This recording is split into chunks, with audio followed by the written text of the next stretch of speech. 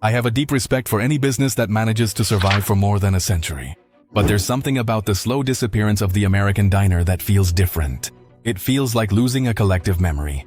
It's that smell of freshly brewed coffee mingling with bacon sizzling on the griddle, the reflection of neon lights on wet asphalt, the cold touch of the Formica counter, and the unmistakable sound of a ceramic cup being set down on a saucer.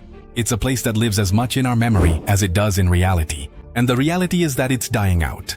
This is not an exaggeration.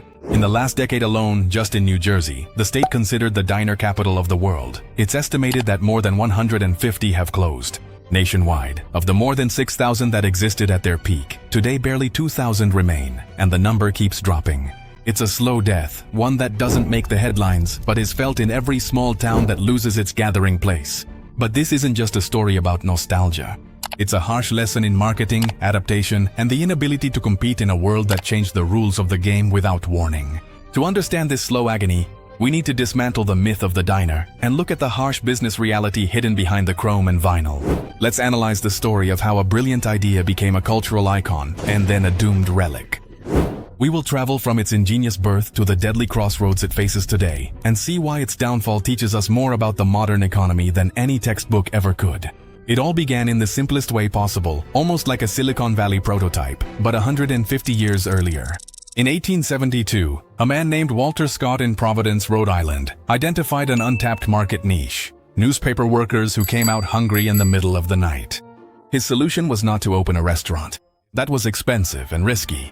Instead, he adapted a horse-drawn cart and started selling sandwiches, pies, and coffee. It was in essence a minimum viable product. It had no seats, no frills, it just solved a problem efficiently. It was the original food truck, only with a horse instead of a smoky engine and without a menu written on a chalkboard in colorful chalk. The idea was an immediate success, and like any good idea, it was copied and improved upon. Soon, other entrepreneurs began building larger stationary lunch wagons.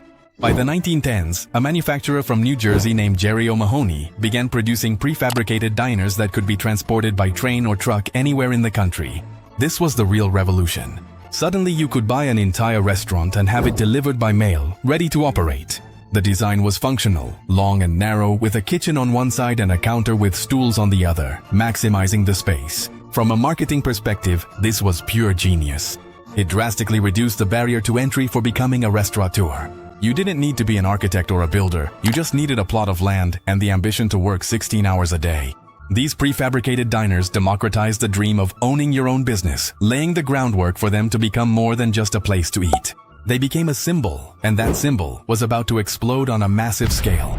World War II changed everything. The soldiers came back, the economy boomed, and America fell head over heels in love with the automobile. People were moving to the suburbs, and the new interstate highways connected the country like never before. This was the perfect ecosystem for the diner to evolve from a simple urban eatery into a beacon of hospitality along the highway. Its design adapted to this new reality. Stainless steel, shiny chrome, and huge neon signs weren't just an aesthetic choice. They were a deliberate marketing strategy. They had to be visible and appealing from a car moving at 80 kilometers per hour. The diner became a beacon for the hungry, a service station for the human stomach.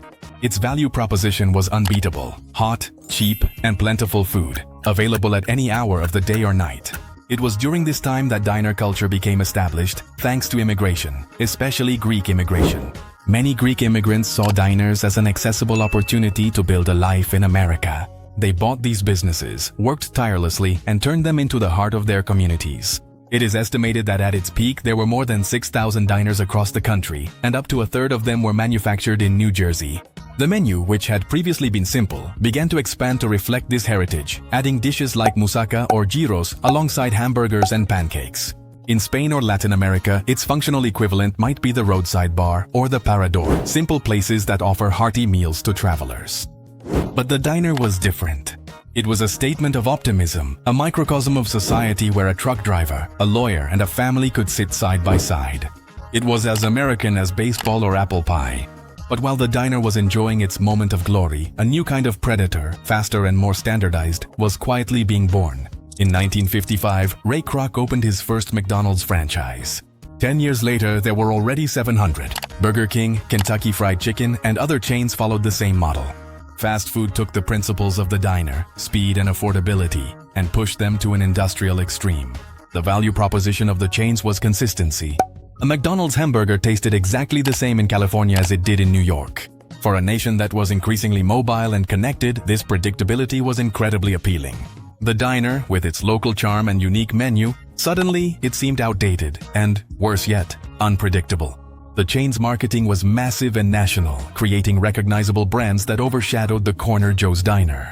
The franchise model also offered an easier path for entrepreneurs. Instead of building a business from scratch, you could buy a proven system with an operations manual that told you exactly how to do everything, from frying the fries to cleaning the bathrooms. Chains like Denny's or IHOP, International House of Pancakes, shamelessly copied the diner's aesthetic and menu, but with the backing of a corporation. They stole its identity and scaled it up. Suddenly, the diner's 10-page menu didn't seem like an advantage, but rather analysis paralysis compared to the simple and glorious number one with cheese. The diner was outplayed at its own game.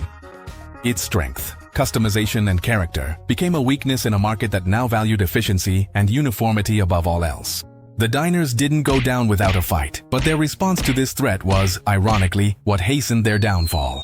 Faced with the onslaught of fast food, diner owners made a classic business strategy mistake. Instead of focusing on their niche and strengthening their identity, they tried to be everything to everyone. Their logic was, if I can't compete on speed, I'll compete on variety.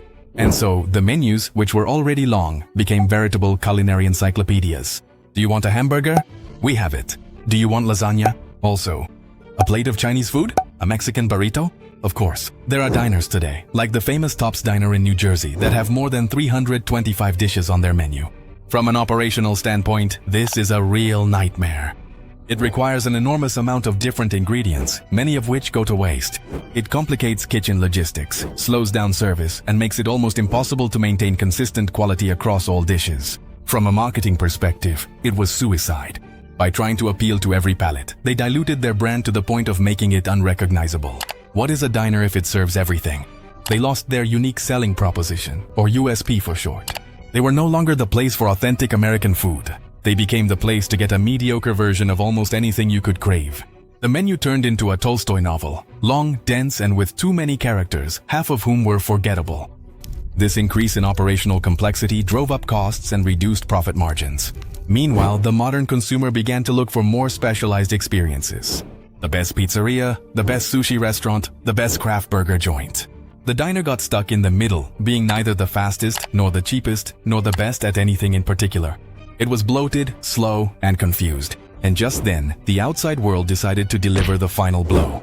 If fast food competition and menu complexity were the first hits, the economy of the last 2 decades has been the knockout punch. The pillars on which the diner's business model was built have crumbled one by one. First, real estate costs. Many diners occupy prime locations on main highways, and the value of that land has skyrocketed. Today, it's much more profitable to sell the land to a pharmacy chain or a real estate developer than to keep running a restaurant with minimal profit margins.